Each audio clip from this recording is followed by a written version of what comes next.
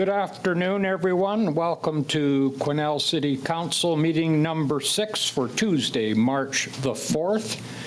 Yes, March is the beginning of tariffs, the beginning of spring, and the beginning of daylight saving time. And also March is National Nutrition Month. I'd like to welcome Councillor Rudenberg coming in on Zoom. We recognize that we're meeting on the traditional territory of the LHTAKO DENE, and now I would like to get a motion to approve the agenda as amended, and I will outline the amendments. There are two late agenda items. One is K1, Admin Report 15B 25 for 340 Dawson Street remedial action. And then the second one is item K5, Admin Report 27/25 Callanan Street vacant land.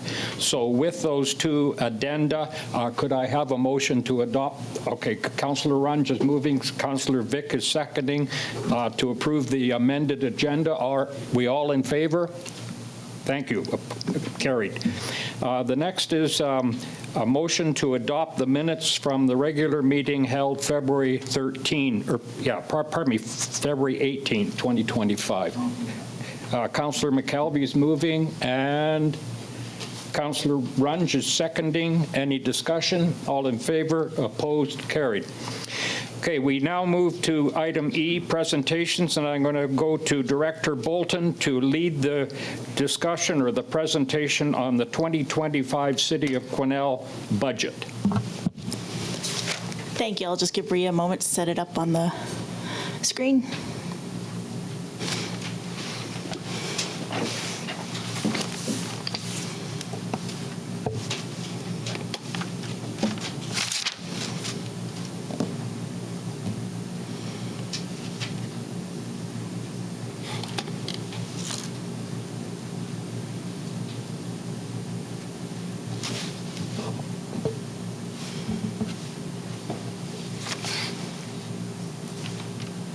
Okay, so tonight we just wanted to give the public and council just an overview of the budget 2025 and where we're headed at this point, and then we'll discuss it later in the council meeting, the operating budget with council. So just a reminder that your taxes pay for service. So we have pictures of some of our major services there. Obviously the RCMP, the fire hall, bylaw. Your taxes pay for other services too, snow clearing, the airport, garbage pickup and the landfill. And then we just have some variety of infrastructure projects that happened over the year that, of course, your taxes go towards too. There's a couple different charts. You can see pictures of playgrounds and new well being dug, lots of various things going on. So the next chart is just an overview of the budget process so that everyone knows what we go through and where we're at. So every fall, the departments start collecting their budgets and submitting it to the finance department. The finance department reviews them and comes up with an overall draft budget.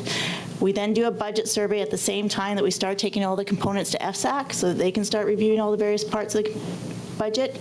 And then we start recommending things to council. So in January, this year in December, we recommended and approved the capital budget, and tonight we'll be bringing forward the operating budget for approval.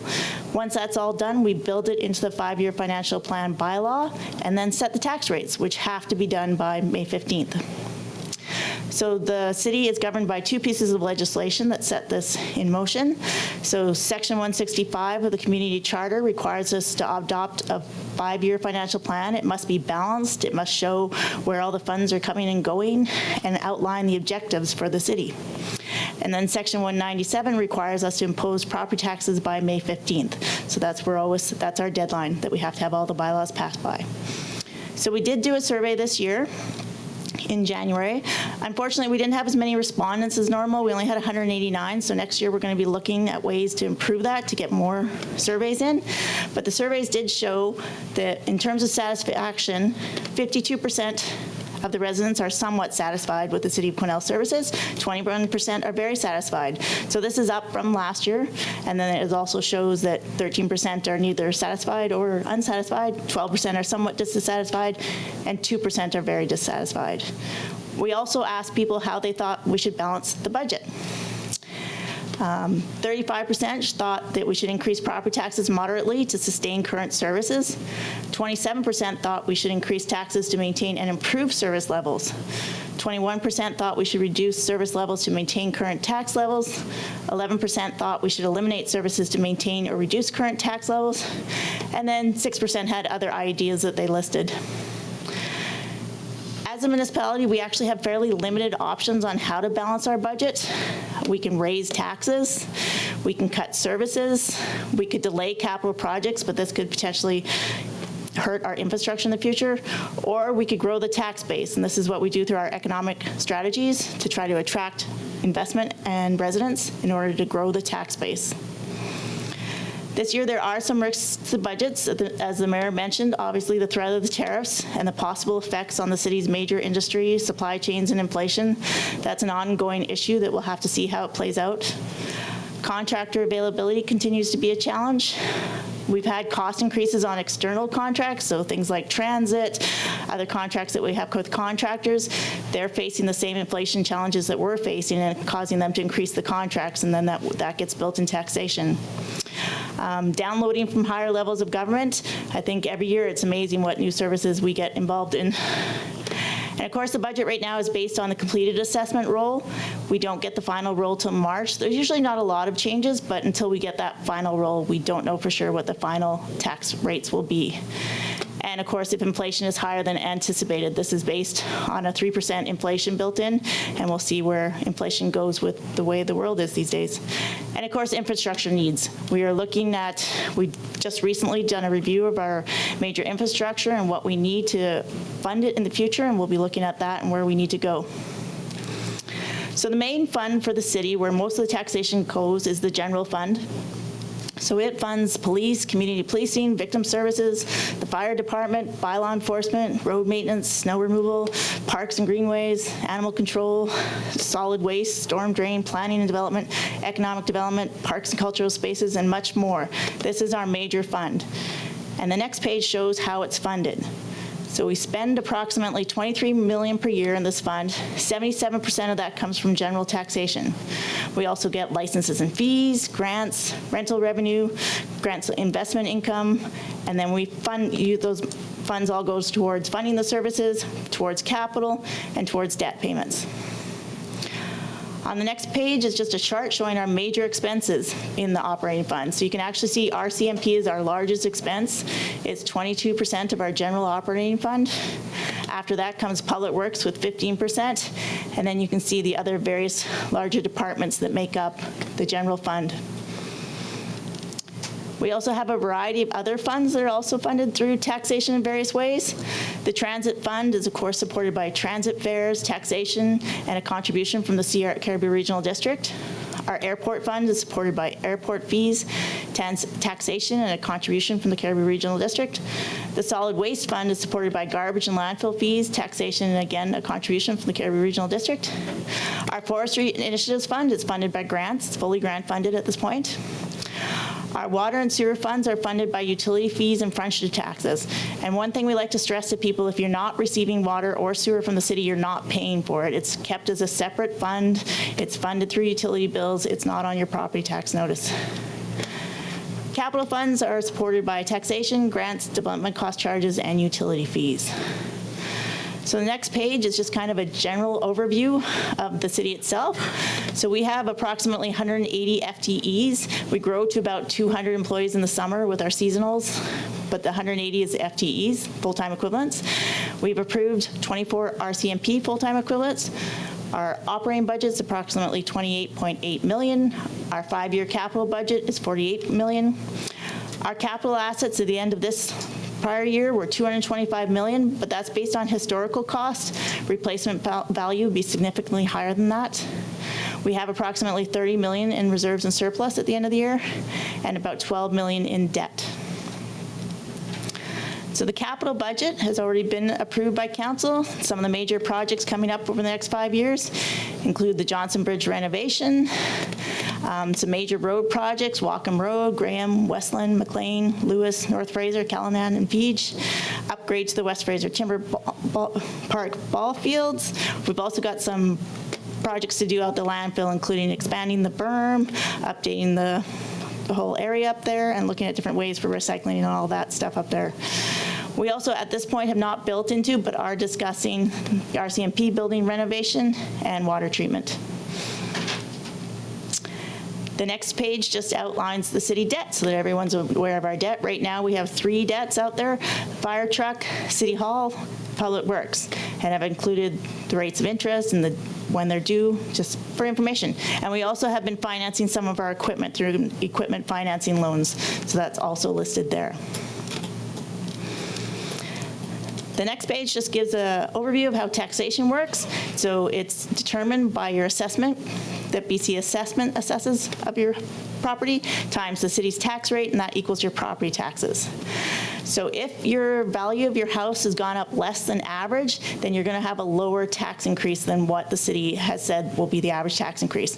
So this year, residential properties went up on average 1.7%. So if your assessment went up more than 1.7%, you're going to see a tax increase higher than what the city puts out as a tax increase.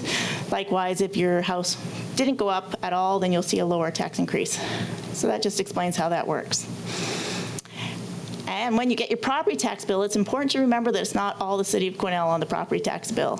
So we are 45% of the bill for a residential house. So the city of Quesnel, that's for municipal taxes, airport taxes, transit taxes, capital reinvestment levy.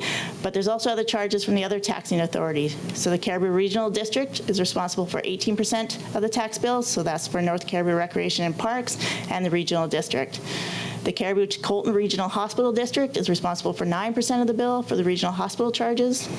And then the provincial government is 28% for school tax and the BC assessment rates. But note, the homeowner grant is applied against the school tax. And then the Municipal Finance Corporation is also on there for less than 1% of your property tax bill. So for 2025, the Finance Committee has gone through this several times and gone back and forth, and even we've reviewed some of this with Council. So the draft budget has a proposed increase of 7.5% to the total taxation collected before consideration using surplus funds. And I've given a breakdown of what that's made up of, and further in the staff reports, you'll see there's more details of this sort of stuff. So there's some new items that Council felt was needed to add, or the Finance Committee felt was needed to add to the budget. We've also got inflation and other cost increases. We did look and review and see what some areas that we could cut. And last year, we also had some COVID and surplus funds that we were able to use to balance the budget that aren't in it at this point. So the total tax increase required is $1.536 million. So the proposed tax increase, this actually results in an increase of 6.8% to the average taxpayer after assessment growth is taken into consideration. So that would be $88.97 for the average house, or $24.92 per 100,000 of assessment. And for a commercial business, it would be $127.20 per $100,000 of assessment. And note, this is just the municipal portion of the tax bill. We receive the other tax rates from the other tax authorities in April. And at that point, we'll bring forward a summary of your entire property tax bill. So I just did a little chart on the next page of the average single-family resident and what their municipal taxes look like. So you can see the various components: the general, the snow reserve, the airport. The snow reserve we haven't had to tax the last few years because we've had some light snow years, as we all know.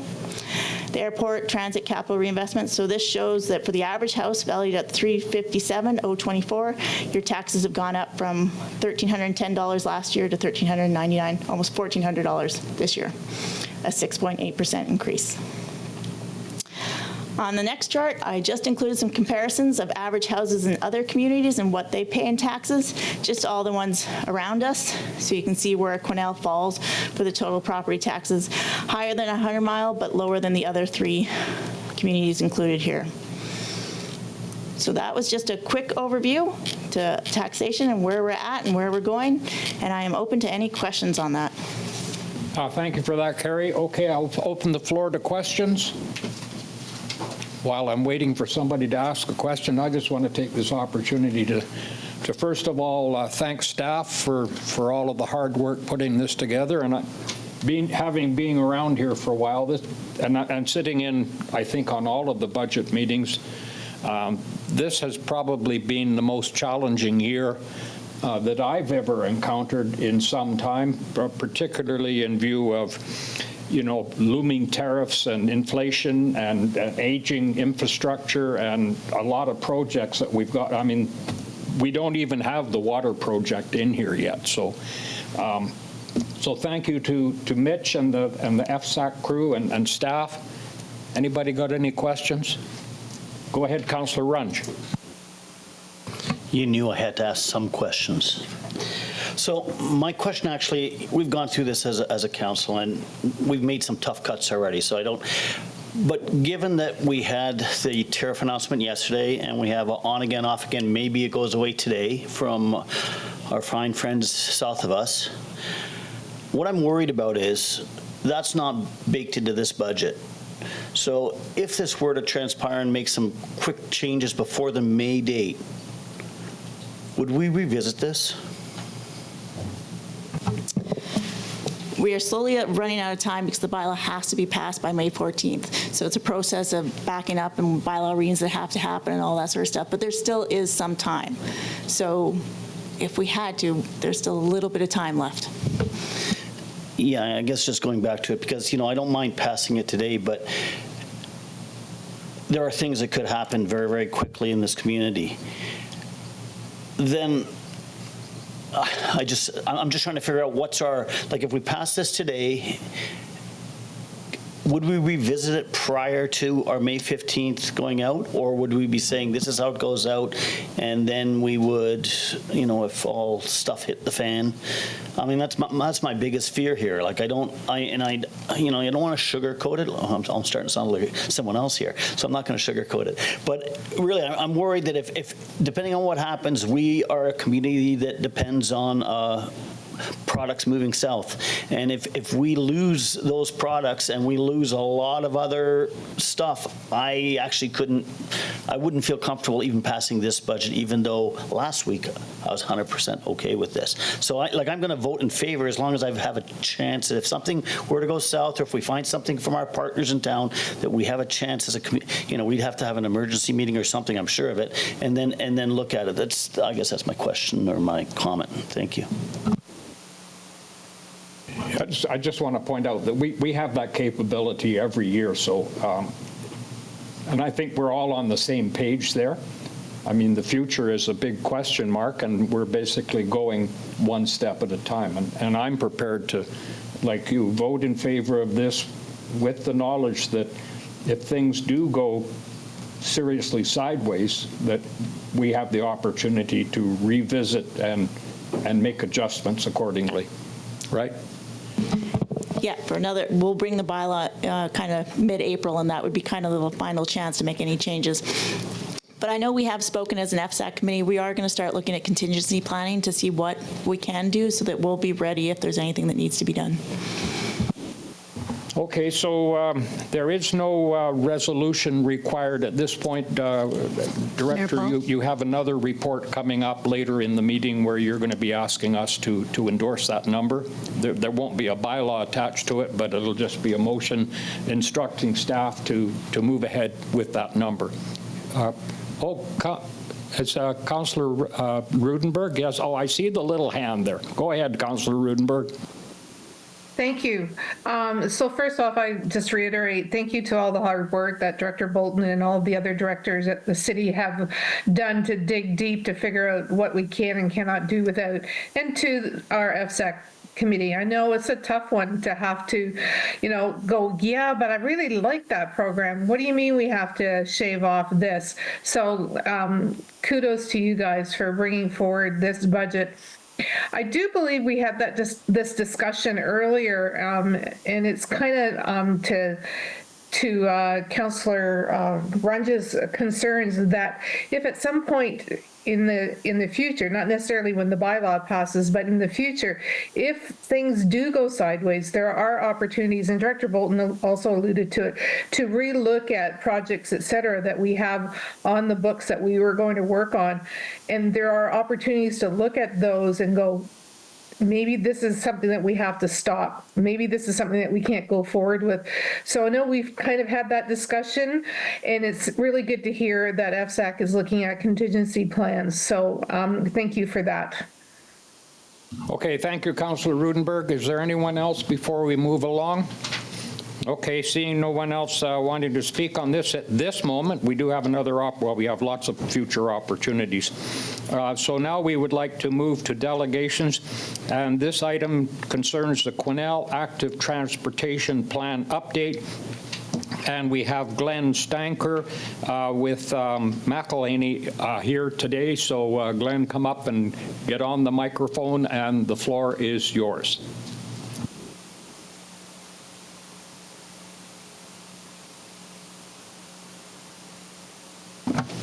Thank you, Your Worship. It's a pleasure to be here this evening. My name is Glenn Stanker. I'm a senior transportation engineer for McElhanney and Prince George, and we've had the great pleasure and privilege to do your active transportation plan update for the city of Quesnel. I'll go through the main points fairly quickly, but of course there'll be time for questions and anything you need after that. The project is an update to the 2016 Active Transportation Plan, and our focus, as before, was on the same city pathways, the sidewalks, the bike lanes, and the crosswalks. We didn't touch on the transit. That would be a separate study item, and of course the recreational trails I had the pleasure of doing for you a few years back, if you recall. That was the recreational master plan for that. The study area was the Quesnel Active Transportation System, and there was some consideration of the highways, but of course anything with highways would depend on the ministry being involved. And the scope of the study was revisiting the standards, the pathway network links, the policies, and the programs. There have been a lot of improvements since 2016. 4 new sidewalks, 5 new roads with shared lanes, 3 multi-use pathways, 1 new bike lane on Doherty Drive, 4 roads with paved shoulders, and other safety improvements like crosswalks and lighting. We've updated your GIS files, so this is all reflected. Everything that's been built is now updated in the files, as well as the improvements that we've recommended as well. As before, in 2016, we updated the community engagement, and we did that in 2023 over the summer. And we had 62 responses, not as much as we had last time in the earlier study, but we still had very meaningful input and some great ideas from everyone. We had, the responses were very favorable. In fact, we aligned our questions very similarly to what was done before, so we could chart the progress made. And we were very pleased to find that there was a higher percentage of respondents that were using the active transportation system. There was a higher percentage that appreciated the system that we had. And the concerns were very similar to before, which was traffic safety, personal security, and the weather, of course, and maintenance issues, as is often typically the case. We also did a stakeholder meeting with some members from council and the local business associations, so we got a little input from that as well, and wrapped it all up and proceeded through the study. The standards and guidelines was the first thing we revisited. Since 2016, the BC government has published the Active Transportation Design Guide. That was in 2019. So we had a look at the standards and recommended some changes and improvements to the standards for crosswalks and cycle facilities on and off street, bridge crossing, and wayfinding and signage that aligned with the new guidelines. And then into the nuts and bolts of the study, which is the system analysis. We considered the input from the community, the stakeholder input, the updated standards and guidelines, and review of the active transportation origins and destinations. That's we've plotted those on the map there, looking at such major active transportation generators as schools, parks, recreational facilities, commercial and employment districts. We did our own field reviews, a number of those from our Prince George branch, and also the needs assessments, where we looked at the mapping of the city and looked at locations where there was gaps, opportunities to fill those gaps, and bring the system all together into one integrated system. The recommendations, we've divided the city into a number of areas so that each would have a series of improvements, and each particular area had one or two flagship projects that would be particularly notable. In the city center, there was 13 recommended improvements around the downtown, such as shared lanes and bike lanes, a couple of signal improvements at the Carson intersection, and of course, further up the highway at the pedestrian signal crossing to the hospital. And there was also a multi-use pathway recommendation, which fortunately wouldn't be the city's obligation. It would be connected to the Ministry of Highways upgrade of the Quesnel River Bridge. So this is shown and reflected in our study so that when that comes a time and the ministry is looking at that, you can demonstrate to them that we've planned for a connection across the Quesnel River Bridge that connects to the rest of your system. There's also a plan, an opportunity to connect a multi-use pathway up to 2 Mile Flat and allow people to work their way into the employment areas up there. In West Quesnel, we have 8 recommended improvements, and the flagship project there is a multi-use pathway, which we've completed a conceptual design for you.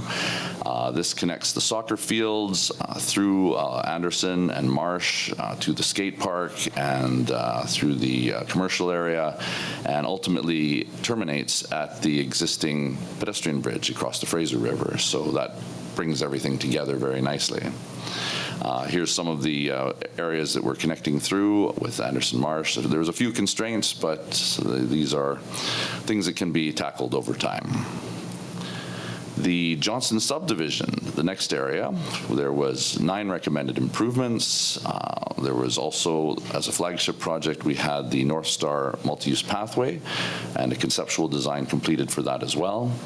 This connects from the existing pathway that terminates just after the interchange, goes along through CNC, connects to the Bryce Trail, past the rodeo grounds, down Johnston and to Nadeau, which would ultimately connect to the new school there.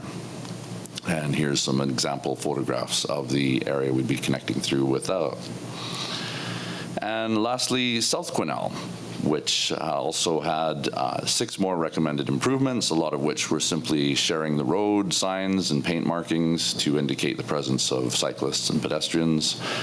And the big project there, the most challenging of the 3, was going through the frontage roads along the commercial district, past all the big box retail, and working way up through Newman and Chew and Juniper and connecting up to the Quesnel Hydraulic Road and working our way through down Quesnel Hydraulic Road and terminating at the existing underpass at the Highway 97 connection there. And here's a few of the challenges we looked at going through that area. And that completes all the pathway improvements that we recommended. And we also, of course, had a section discussing the policies and programs that can be used to enhance and promote and encourage the use of the active transportation system. Starting with planning and development policies, we presented some of those where you can partner with developers, making sure that they not only improve the off-street improvements that are necessary for their development, but they can also do things to improve the active transportation. Revisiting the standards and guidelines to update them with the 2019 guidelines. The inspection and maintenance, we had thoughts for you about both active maintenance and inspection activities where you can go out and make sure everything is safe and no tripping hazards, but also there's opportunities to create a program whereby people can call in with issues. I'm sure that already exists to some degree now, and that could be formalized as needed. Education initiatives to help people understand how to be aware of traffic, and of course drivers being aware of pedestrians and cyclists as well. And marketing and promotions, of course, like Bike to Work Week, and enforcement initiatives if needed. If people are not getting along between the different modes of transportation, there's ways we can help that as well. And lastly, coordination with other agencies and partners. Those are other road authorities such as the Ministry of Highways and the Regional District. So to make one integrated system so that people can enjoy. Well, it's been a great pleasure working with your team, especially Lindsay and Chris and Tanya, and great pleasure doing this project for you, and I'd be happy to answer any questions you have. Okay, thank you, Glenn. I'll open the floor to questions. Come on, somebody. Councillor Vic. Just want to thank you for the update, and you've brought some projects to light that we know have been on the radar for a while. Obviously, we have to find ways to cost those out and fit those into our capital plan, but we have to thank you for the good reminder and bringing it to us in black and white that these are priorities, so thank you for that. Thank you, Councillor Vic. Anyone else? I just want to ask, you've got 18 recommendations in there. There's a lot going on, or that could potentially be going on. But do your studies really involve sort of looking at high-level budget estimates and I guess potential funding sources and taxation grants, that kind of thing? Your Worship, that's an excellent question, and we actually have a specific section in the report that discusses funding opportunities, and all of the recommendations that we have a very planning level cost estimate for your reference, not necessarily for project budgeting, but more for prioritization and developing a list of priorities. But in terms of financing, we had perhaps a three-way strategy for your consideration. The first is there's a lot of low-cost improvements that would easily fit into the most modest of budgets, and that allows for the development of the system and the advertising of the presence of pedestrians and cyclists for very low cost. There's also, of course, senior government grants that are always coming out, and by virtue of having these three conceptual designs, you're very much ready for applying for grants for any of those. The third opportunity is one that is easily overlooked, but is actually one of the most effective, and that is where developers come in, as I might have touched on before. Just like you would ask them to pay for a traffic signal that might be warranted by their traffic generated by their site, they could easily also be asked for contributions to the trail network, the pathways or sidewalks. And there's also another thing that's happened in Prince George a few times, which is new malls and expansions to existing malls that don't have necessarily enough room to get the parking requirements under the bylaws are forgiven some of their parking requirements in exchange for the development of transit facilities and or pathway facilities, which arguably shift the mode of their patrons to more sustainable modes. So all of those three, Your Worship. Okay, thank you for that. Any further discussion / questions? Well, thank you, Glenn. Well done, and we look forward to seeing some of this stuff. Maybe not all of it, but certainly some of it materializing. Because, like I say, there's some good stuff in there. Thank you. Okay, so we have no items arising from previous special closed meetings, nor do we have any unfinished business. We have one committee report, and that is from the Financial Sustainability and Audit Committee, affectionately known as FSAC, from the February 26th meeting. Councillor Vic. Thank you, Mr. Mayor. So yeah, we met on February 26th, and obviously the thrust of our conversation was another round of reviews of the operating budget. That was our top priority. And as mentioned early in the evening, that was the committee's third review, and it had been brought to council for some deliberations. So it's important to note that although there may not be a lot of questions tonight, a lot of the rigor has happened over time to fine-tune that budget to the point where we can recommend it to council. In addition to the budget, the committee reflected on improving engagement on our budget process, specifically the budget survey. it was disappointing that we had quite a poor result on this year's budget survey participation. And Carrie and I have already discussed making this a priority to try and make it easier to participate in the budget survey and maybe explore other opportunities to get public feedback. We then reviewed, we discussed the snow reserve. That topic comes up frequently as a taxation item, and Director Bolton definitely has already reiterated that there is no taxation this year for the snow reserve because we've had 2 or 3 very light years of snow.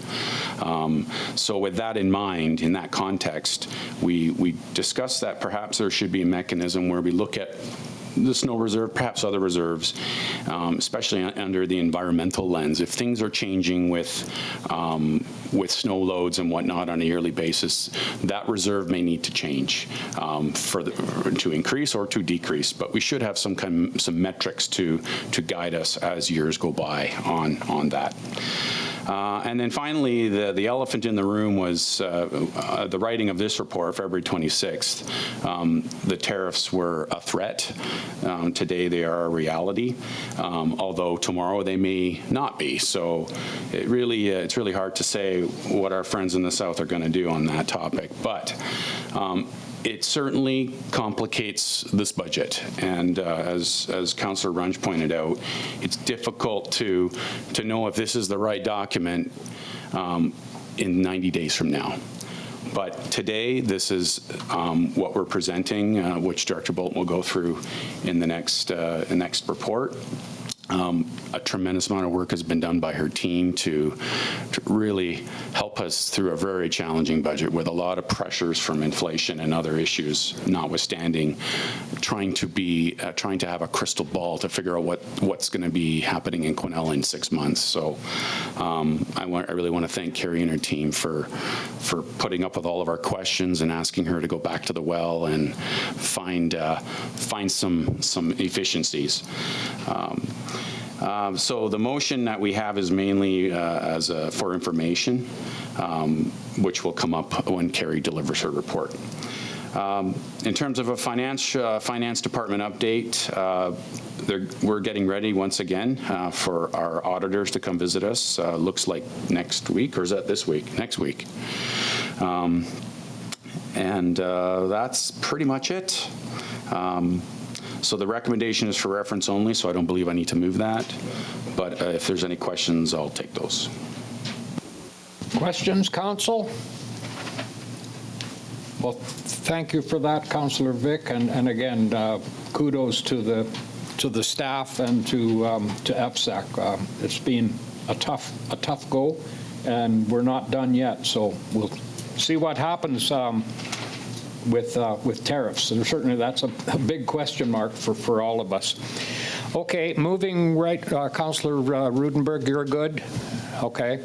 So moving right along, I'm going to go now to city staff reports, and we've got admin report 15B/25-340 Dawson Creek Dawson Street, and I understand that we have the property owner, Sherry Braithwaite, on Zoom. But before we do that, there's a statement that I need to read into the record, and it is as follows.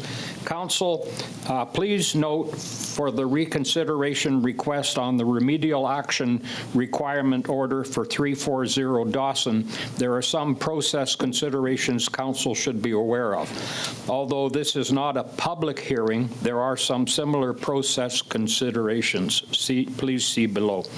Number 1, pursuant to Section 7(8) of the Community Charter, a person subject to a remedial action requirement may seek reconsideration by Council in order to have Council confirm, amend, or cancel the remedial action requirement.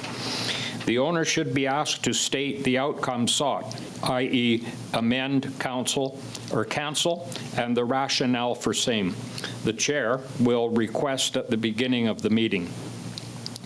The person presiding can place reasonable limits on the process, such as time limits and requests not to be repetitious, and should advise the owner of the basic process to be followed. Staff can respond to questions from council or correct statements made by the owner. However, the owner should be given the opportunity to respond to anything stated by staff. Members of council may ask the owner questions, but should not engage in debate or argument with the owner. In making any statements about the reconsideration, members of council should limit any statements to the reasons for issuing the repair, the order in the first place: unsafe condition, offensive to the community, the staff report before council when the report was issued, staff report of February 28, and anything relevant to these matters that has been stated by the owner at reconsideration. Once discussion is complete, a motion may be made to confirm, vary, or cancel the RAR, or defer a decision to a later meeting. If council adjourns, making a final decision to a later date, it should not consider any additional information, similar with public hearings, unless it so advises the owner and gives the owner the opportunity to make further representations on that information. So that concludes the statement, and now I am going to go to Director Turner for the report. Thank you, Mayor. Through you to Council. The purpose of this is to consider the property owner's request to extend the timeline of the remedial action order that was placed on the property January 14th, 2025. A remedial action order was issued January 14th, as presented in the background section of this report. The property owners have advised at the city that they are in litigation with the insurance provider regarding an initial denial of claim and are requesting additional time to complete the remediation. The city has been paying for the security fencing around the property since November of 2024. This will be invoiced to the property owner and placed on the property taxes should those invoices not be paid.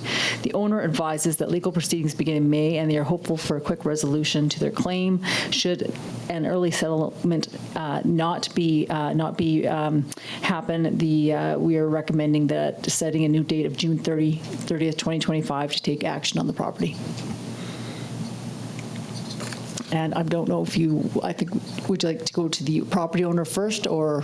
I think we should give the property owner the opportunity to engage before we go to the recommendation. Is that the process, or a good process? Thank you. Yeah, I believe the property owner should advise what they're requesting for sure.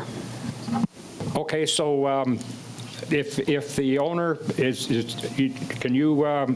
can we hear you? Do you have anything to add? So this is my first city council. It's my first home that's burned down, and I'm not entirely sure of the process. Thank you for having me. Thank you for welcoming me and having and listening to me. I'm going to try and get through this without crying, but it might be difficult because this is my life and it's very large for me. So I think that the question is, what are we planning to do with the property? And so we would have rebuilt it immediately had our insurance not failed us. And our plan is to, so there's a couple of, I don't know if you want this information, just tell me that I'm saying too much if I say too much. But we plan to rebuild unless because we've had to fight for our insurance to pay anything. It's not guaranteed. And so regardless of whatever happens, our plan is to remediate the property back to acceptability. We don't have, we're in the process of collecting the money for this process, but it's not, as you know, it's not a, oh, I just had that laying around money. This is, you know, the hardship that this has caused myself and my husband is quite devastating. So yeah, our plan is to rebuild and to, at a minimum, bring it back to so that it's not dangerous, remediate the property to like back to grass, if that's what we can afford to do. So yeah, I'm open to answering any questions you have. We aren't, you know, rich. We don't have 10 homes. This was our retirement home, and it's, sorry. Anyway, I'm open to any questions that you have. Yeah, okay, I'll open the floor to questions. I have one question. I'm looking at the letter from your lawyer, and obviously you're asking for an extension. But is there a time, like, are you looking for 1 month, 2 months, a year? Like, have you got an idea of how much time we should be, if this is approved? There has to be a time limit on it. I agree, and I am comfortable with the June time limit that was suggested. So I have a deposition on the 21st of May, and my lawyer is confident, but he also has to, you know, preface that with, we have to come to an agreement, or there has to be, you know, if we move on to lawyers or court time. So the next step after discovery and the deposition is they'd set a court date to hear, for a judge to hear if we can't come to an agreement. But my lawyer stated that it's often when after depositions, then settlements happen so that we don't have to incur cost, and they don't have to incur cost, and everybody isn't continuing. The best estimate that we were given for the completion of the process was 3 to 5 years, which is devastating, and I hope that it's not that, because I don't know how much longer we can. Okay, thank you for that. I did hear you say that, or I think I heard you say that there was a suggested time frame. Did I miss something? I can't find the suggested. Go ahead. I'm going to go to Councillor Runge first.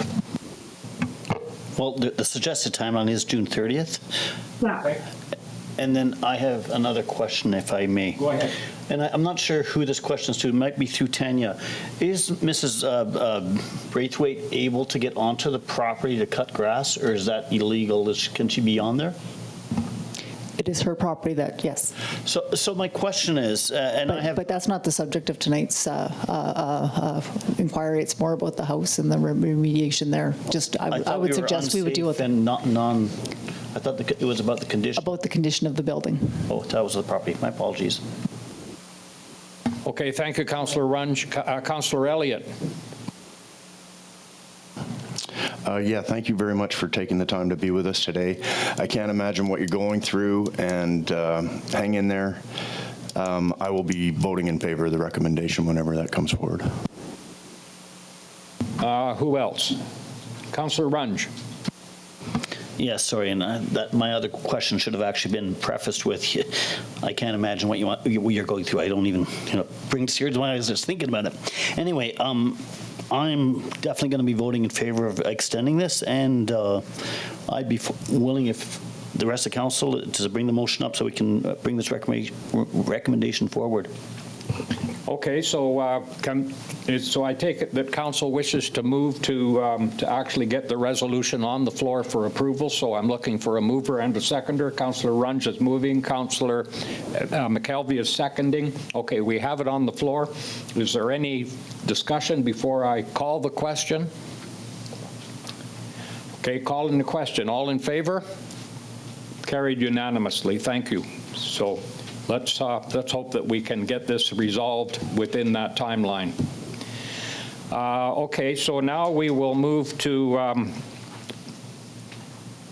I'm just looking to see which one. Okay, we've done 340 Dawson Street, so now we're going to go to admin report 30/25, development permit 2025-80, 1380 Paley Avenue setback variance. Director Turner to report. Thank you, Mayor. The purpose of this report is the requested variances in hillside hazard area guidelines, review of those for enclosing an existing carport into a garage without permit. In summary, the applicant enclosed an existing carport into a garage approximately 15 years ago without permits. A complaint regarding the unpermitted addition was received in November. The building department confirmed there were no permits for the carport and enclosing of the carport to a garage. The owner is seeking a building permit to rectify the situation. A variance is required for the interior side yard setback to 0.98 meters to permit the structure. The property is in a hillside hazard development permit area. The building official has determined a geotechnical report is not required. A structural engineer report will be requested for structural sufficiency with the building permit. The recommendation is that council approve DP 2025-80 for enclosing the existing carport on lot 93, district lot 1227, Caribou Plan, or Caribou District Plan, PGP 19704, subject to the applicant adhering to the recommendations of the structural engineer, and that council vary section 11.3.7I of the City of Quesnel zoning bylaw 1880 to reduce the minimum interior side yard setback to 0.98 meters, and that a Section 219 covenant is registered on the title restricting further development on the site.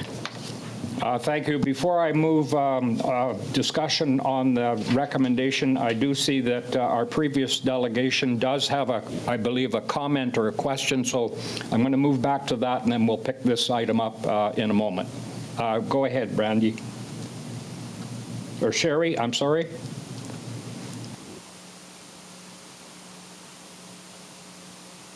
Did you have? Yeah. Oh, I'm sorry, out there, okay. And is that relative to? No, Mr. Mayor? Yeah. I think we just wanted to let our friend know that was on last here that she doesn't have to stick around if she doesn't want to. No, She's exactly. not familiar with procedure. You're free to go. But I see a need for a question coming out of the gallery. Can you come up to the microphone, please, because we can't hear you without a microphone. And is this regarding the previous business, or is this regarding the present item on the agenda? This is regarding this report. You'll see an attachment. Okay. Hi, and Carol. Okay. Yeah. I haven't got to you yet. I mean, yeah. No, hang on. Just have a seat there and just wait patiently. So what we're going to do is we're going to get the recommendation on the floor, and then we will hear from you. I'm sorry for that mix-up. For some reason, I was thinking it was the previous item of business, but we're all good now. Okay, Tanya, do you need, you've read the record, pardon me, you've read the recommendation into the record, so if I could get a mover and a seconder to get the recommendation on the floor. Councillor Elliott, Councillor Vic. Okay, now before I call the question, I am going to go to you, Carol, and you do have a letter here that you are free to speak to at this moment. And it's part of the agenda package. And please press the button there until you get a red light, and then pull the microphone over towards you.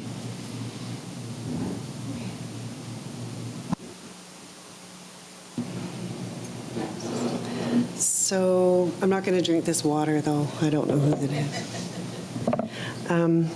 So I'm really confused about what is happening. It's my neighbor's property. And the reason I came forward is to complain. I guess you call it a complaint. That's not a nice word, but because I feel that when about 5 or 6 years ago, I decided I would build a carport. And I knew that that property was where it was, right? I can see it every day, which is fine. And I was told, and I guess it wasn't even a building inspector that came out, but the contractor who I had thought, Mick Wint, right? So he came out. I got to grab my water, okay? Sorry. Oh.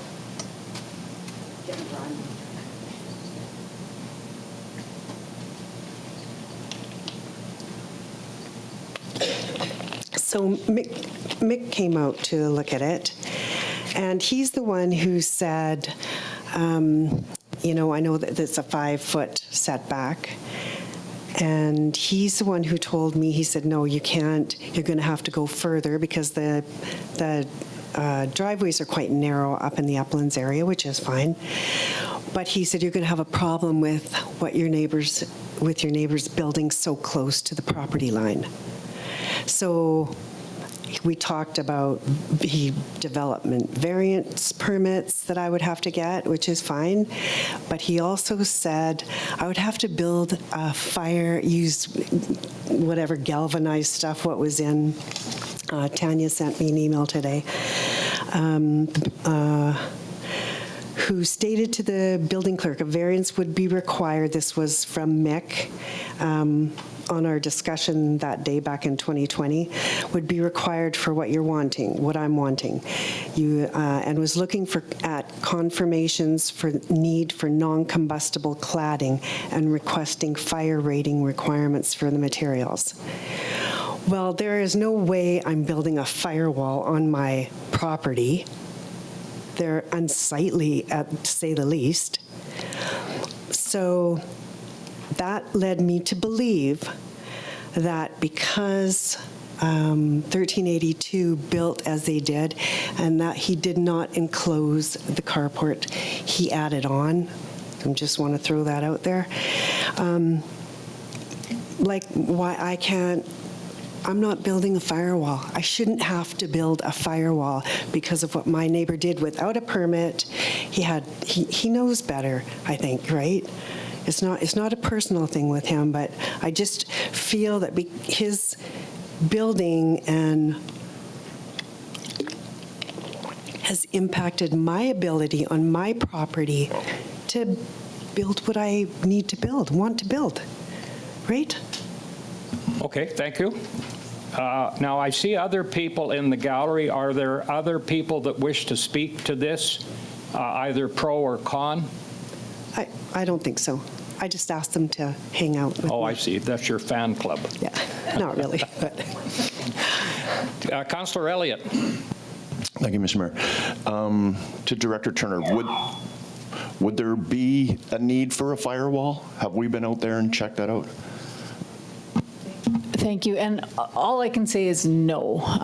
There would not, well, it doesn't depend on the building that's already there.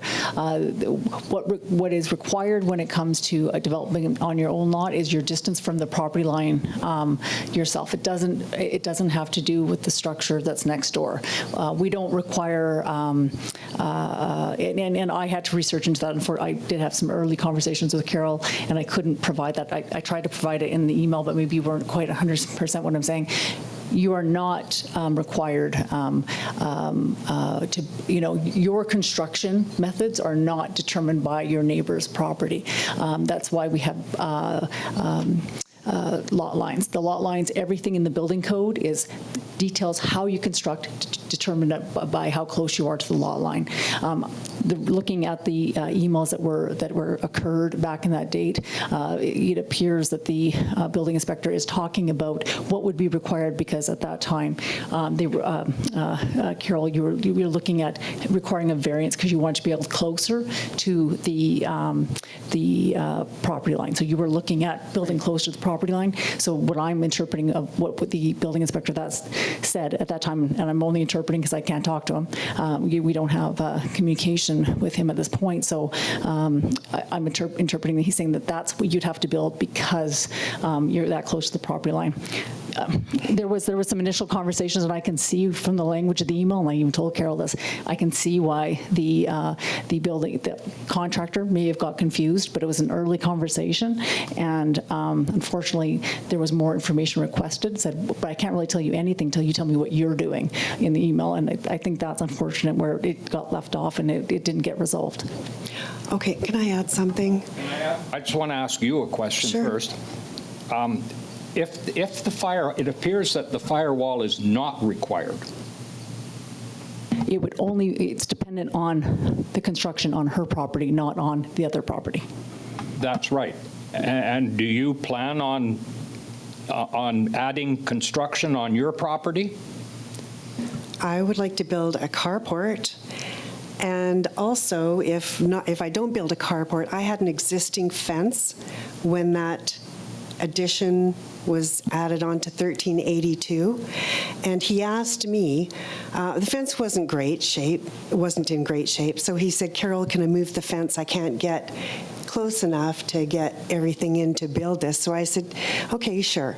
Well, we never talked about rebuilding it, and it hasn't been rebuilt.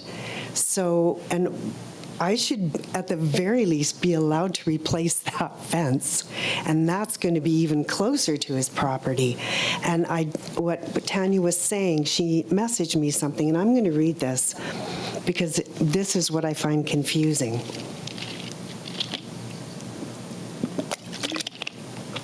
And this is just an email from Tanya today. Thank you for that. First paragraph about the building professionals have advised me that the neighboring property's building does not impact what you can build. Fine. Second paragraph, when we talked about the visit from Mick Wint and, talking about the development variance permit, which is fine, she adds, the building inspector provides a response to the building clerk, which states that the type of construction depends on the spatial distance from the property as well as structures on the neighboring property. But it is not clear what is meant by that. And I get that you can't talk to him. So I'll tell you what happened back when I was inquiring about this. I just said, forget it. I can't, what am I going to do, right? But so now I'm in a position, I want a carport. And so it's just, for him to have not had any consideration for coming so close to my property. And I guess my question to council, mayor and council is,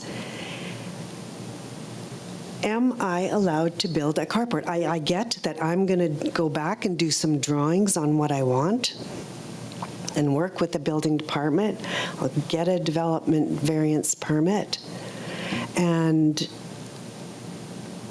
I don't want to spend the money on a development variance permit if it's obvious it's going to be denied. It's going to be close. Okay, I've got a question for you, Tanya. What would be the consequence if we were to deny this application? Again, this application, just to be absolutely clear again, has no bearing on what Carol can build on her property. It will not take away or will change how she builds. Her variance and her building application may require certain materials to be utilized because, as I said, the building code requires certain types of fire resistance the closer you get to property line, not the building, unfortunately. Does 1382 have that? 1382 is in a building permit process and will have that, yes. And it's got windows in it and a door that I don't even think... There's calculations that are done and changes will be required to make sure that it is appropriate to the code. Okay, so if council can promise me that, I'll do due diligence and get a plan for a carport. I want to be treated like, you don't want me to build it and then come here and say, oh, shit. Can I go for a development variance You would permit? never do that, I know. No, I wouldn't. I don't think I would. I don't want to do that. I encourage you to have more discussion with staff, and it sounds to me like if you're intent on going ahead with construction on your side of the line, and that may require some sort of a variance, we would look forward to entertaining that request. Do you understand where I'm coming from? Yeah, but no firewall. I'm not building a firewall. There's no room, right? Then I'll have to get a new vehicle, like a little one. Well, okay, I'm going to go. And I'm just saying, we can't really talk to that. The firewall would be required if you were right to the property line, but it's only resistance, and I think some of the language in there, it wasn't about a firewall, it was just about some different types of cladding materials, but from my understanding. But again, we will get you in touch with the building inspector, and we will make sure your contractor is fully informed, and we have more conversations, just a couple of emails. Yeah, it sounds to me like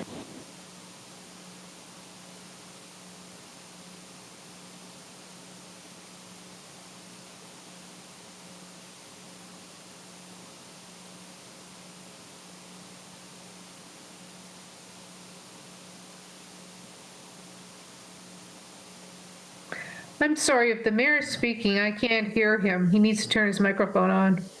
my microphone is on. So I'm sorry, maybe it was off but anyhow, I'm here now in true flesh and blood reality. So are you okay with that, Carol?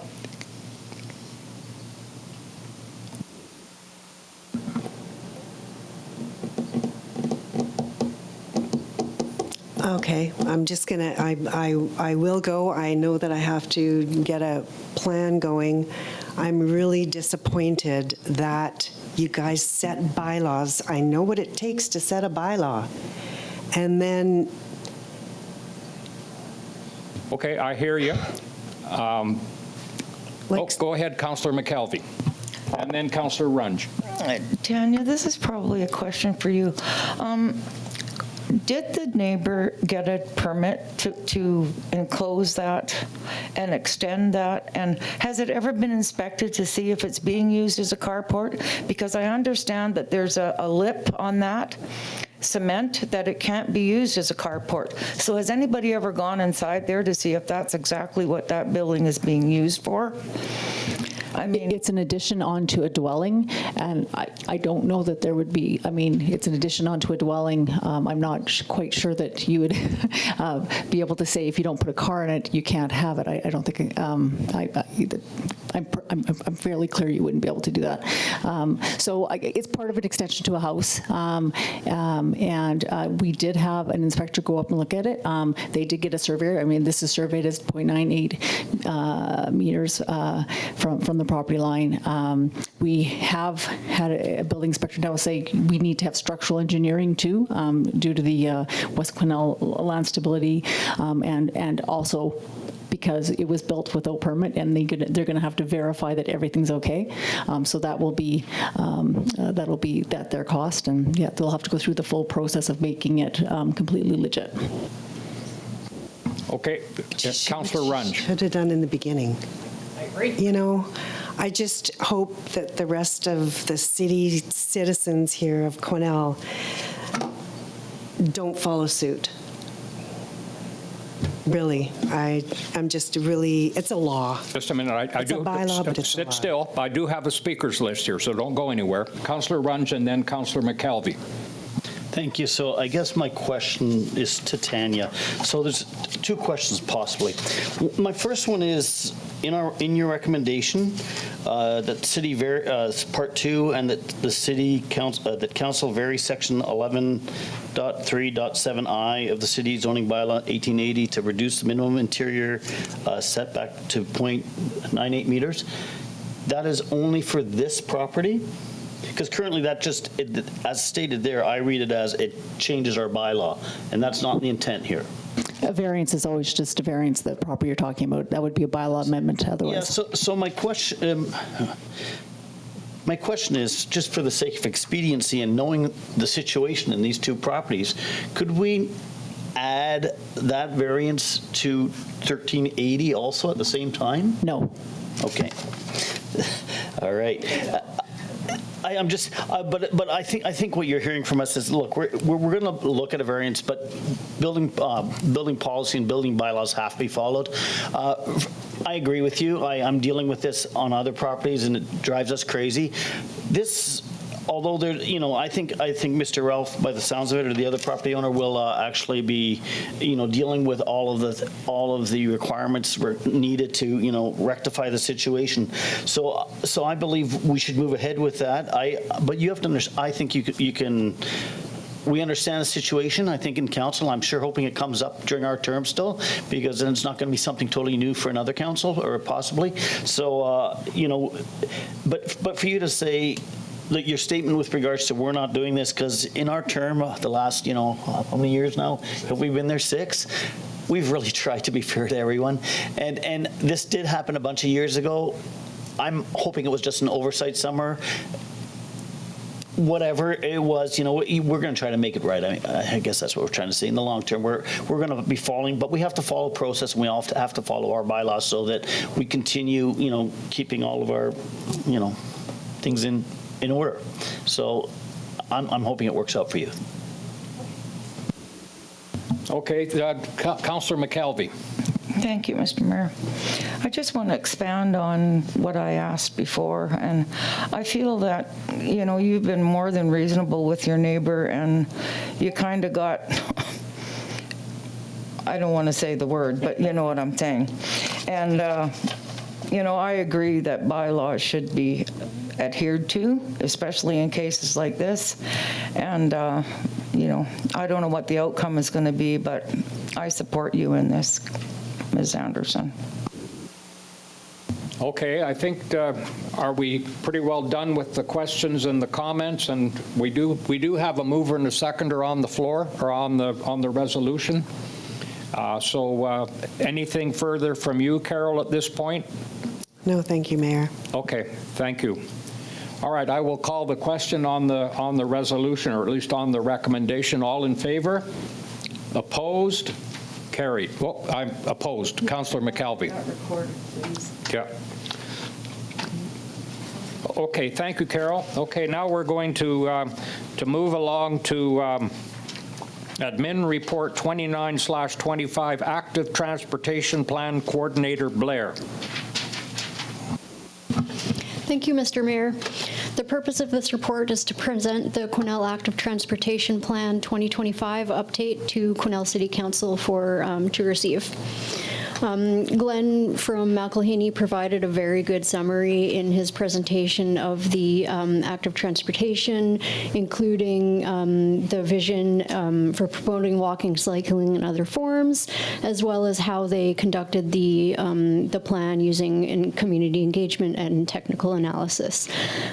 He did a very good job also of explaining the 3 multi-use pathway designs that we have included in the plan, and the plan is linked in my report, and the designs are following my report as well. So if there's no questions, I could just move to the recommendation that Council receives the Quesnel Active Transportation Plan 2025 update. Okay, thank you for that. I just have a question to staff that does reference to this active, I've got to get the right terminology, transportation plan, does that show up in the official community plan? There must be a reference to it anywhere? The previous one and our update and our new one, of course, will reference this plan. So this will get reflected in our future official community plan deliberations. Okay, thank you. So did I get a mover and a seconder? No. All right, so who's going to move that motion? Councillor Rudenberg, you're moving? Thank you. Councillor Vick is seconding. Any discussion? All in favor? Opposed? Councillor Rudenberg, did you have a question, or are you voting? Just voting, all right. So that is carried. Thank you.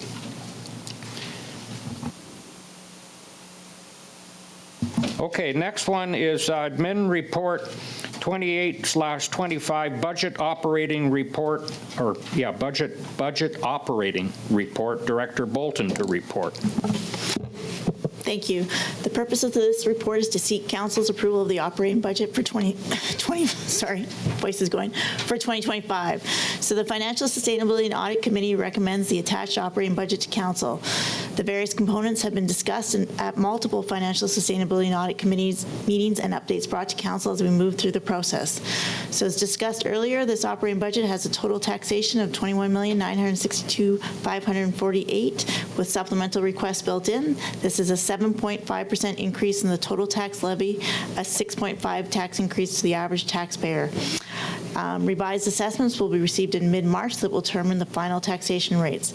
I've included a document that goes through all our funds and all the various funding and expenses. There's a lot of detail in it there for anyone that wants to dig into the budget.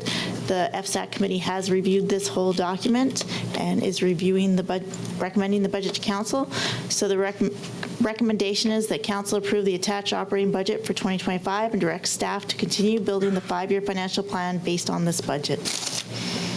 Okay, thank you, Carrie. Councillor Vic, you're moving? Okay, and Councillor Elliott, you are seconding. Any discussion? All in favor? Opposed? Carried. Thank you, Carrie, and thank you, Council. Onwards and upwards, and that is to item number 5 under K, Admin Report 2725, Callanan Street, vacant land, City Manager McKay to report. And there's an amended draft letter that has been circulated.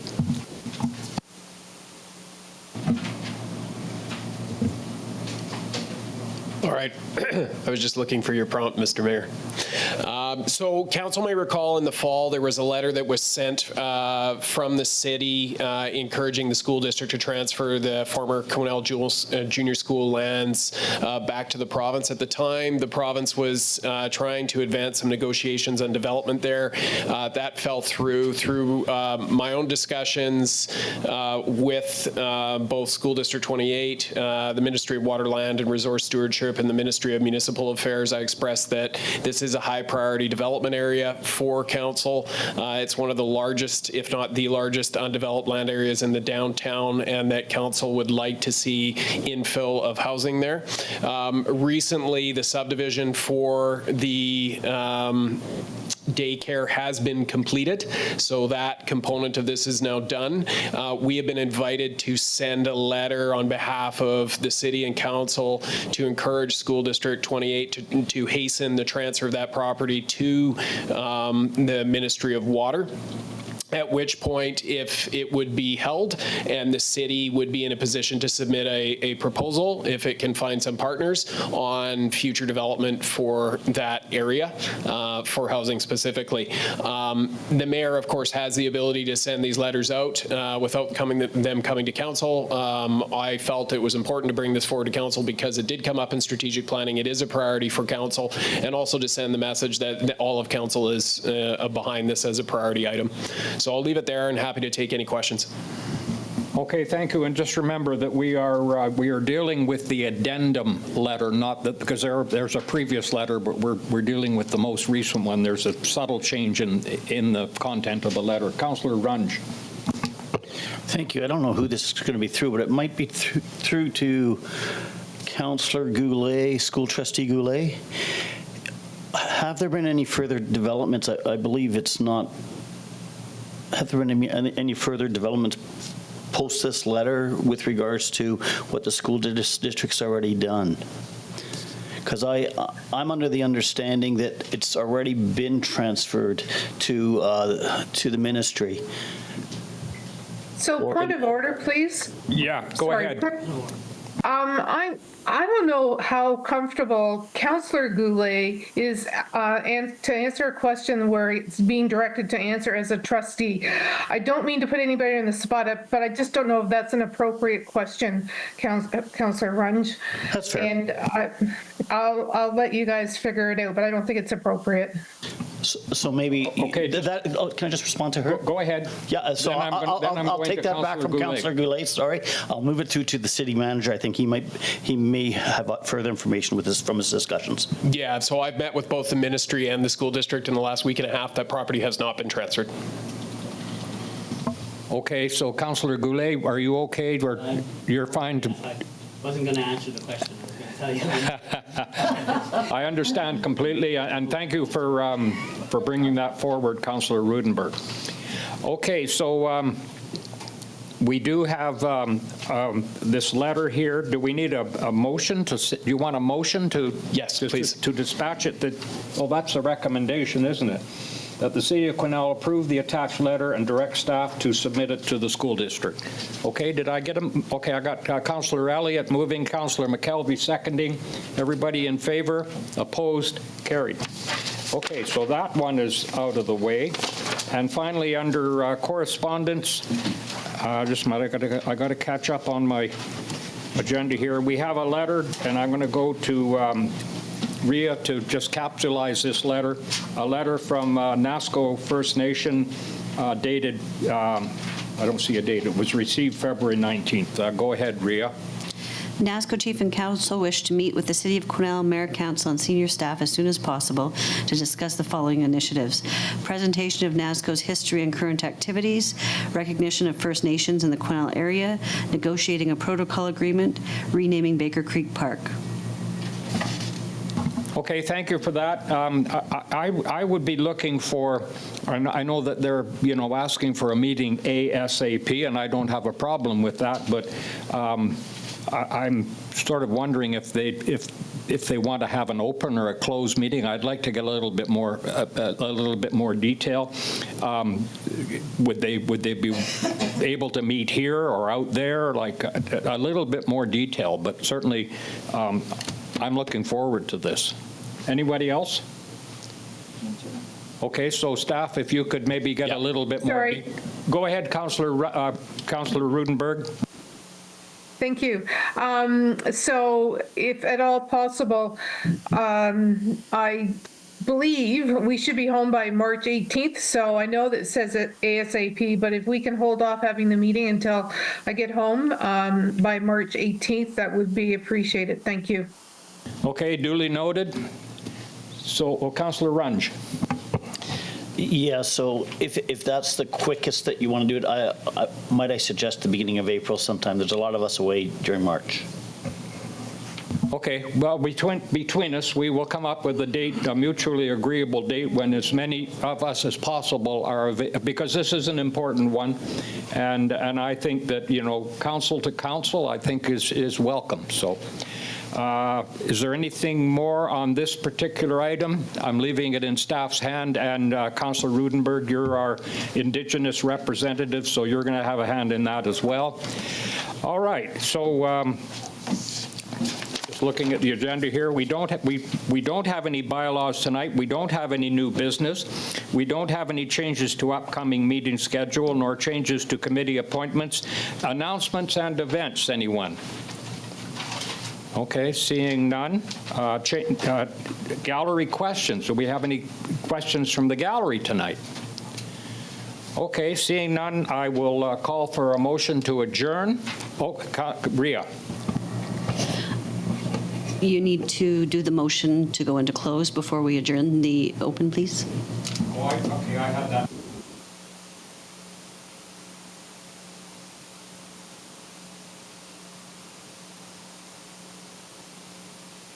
Okay, that sounds a little different, but I'll go with the program change.